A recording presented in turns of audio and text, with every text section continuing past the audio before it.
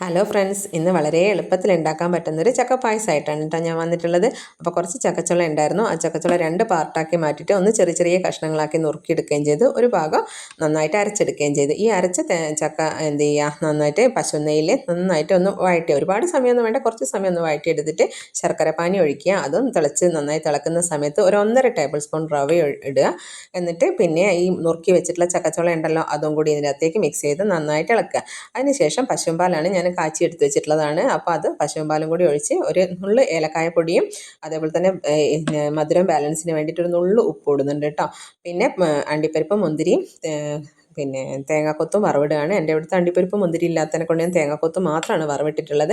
വളരെ ടേസ്റ്റുള്ളൊരു പായസമാണ്. നമ്മളെന്താ വെച്ചാൽ ചക്കപ്രഥമനൊക്കെ ഉണ്ടാക്കുന്ന സമയത്ത് തേങ്ങാപ്പാൽ എടുക്കണം, അതേപോലെ അതൊരുപാട് സമയം വഴറ്റണം. അപ്പോൾ അതിനെക്കൊണ്ടൊക്കെ മടിച്ചിട്ട് അങ്ങനെ അധികം ആരും ഉണ്ടാക്കാൻ മെനക്കെടില്ല. പക്ഷേ നമുക്കിത് എളുപ്പത്തിൽ ഉണ്ടാക്കാൻ പറ്റുന്ന നല്ല ടേസ്റ്റുള്ളൊരു പായസമാണ്. അപ്പോൾ എൻ്റെ ഈ ചാനൽ ഇഷ്ടപ്പെടുകയാണെങ്കിൽ എല്ലാവർക്കും ഒന്ന് ഷെയർ ചെയ്ത് കൊടുക്കാനും ലൈക്ക് ചെയ്യാനും മറക്കരുത്.